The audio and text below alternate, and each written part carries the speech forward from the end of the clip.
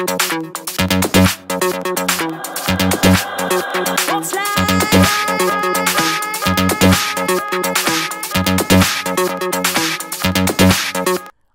విధంగా భారీ లాభాల దిశలో దూసుకు వెళ్తున్న ఖైదీ నంబర్ 150 మూవీ.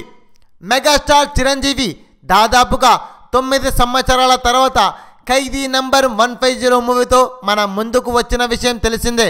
మరి ఈయన సినిమా 150వ సినిమా.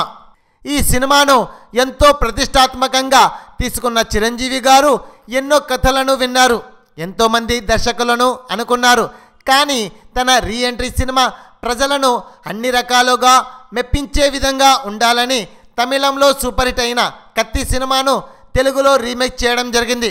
దీనిని చిరంజీవి గారు తన తనయుడైన రామ్ చరణ్తో, అంటే హీరో అయిన రామ్ చరణ్ తన సొంత బ్యానర్లో మొదటి సినిమాగా తెరకెక్కించాడు.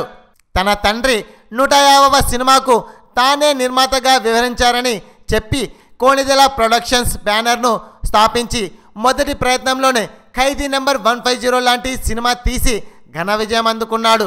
దీనికి సంబంధించి ఇప్పుడు ఒక వార్త బయటకు వచ్చింది.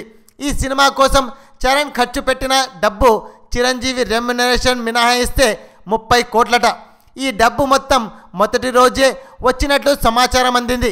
దీంతో చరణ్ నిర్మాతగా మొదటి సినిమాకే భారీ లాభాలను సాధించారన్న విషయం తెలిసింది.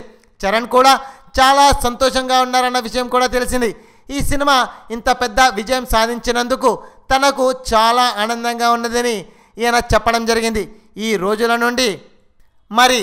రోజు నుండి సంక్రాంతి పండుగ కూడా మొదలు కావడంతో ఈ కలెక్షన్ మరింతగా పెరిగే అవకాశాలు ఉన్నాయంటున్నారు.